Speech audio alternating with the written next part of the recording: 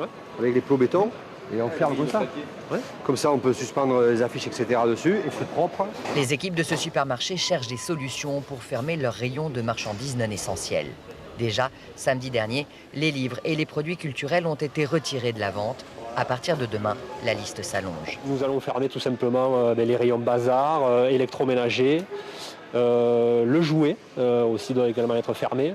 Nous allons aussi également fermer tout ce qui est textile, tout ce qui est vaisselle, art de la table.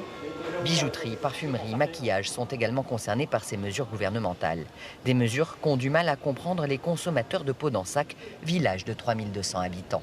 Une grande surface dans une campagne, ça fait du bien parce qu'on a un petit peu de tout. Il y a des gens, ils n'ont pas les moyens d'aller même sur Internet et tout ça.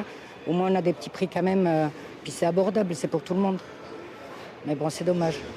Des réserves partagées par le directeur du supermarché pour qui ces interdictions ratent leur cible. Ça ne viendra pas aider les petits commerces. Fermer nos rayons, ça ne viendra pas les aider. Ça pénalise les gens, et notamment dans les zones rurales, parce qu'il va falloir qu'ils se déplacent ailleurs. Et malheureusement, le grand vainqueur de tout ça encore, ça va être les géants des plateformes du e-commerce de type Amazon qui vont encore tirer leur épingle du jeu, aux dépens de nous, petits commerçants locaux.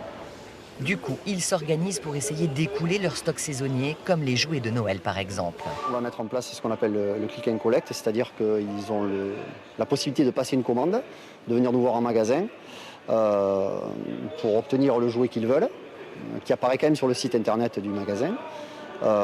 Et nous, on leur prépare et on ne peut leur vendre que le lendemain. Derrière la face visible se cachent également les stocks, les palettes s'entassent. Dans l'entrepôt, les décorations de Noël attendent, sans savoir quand et si elles pourront être mises en rayon un jour.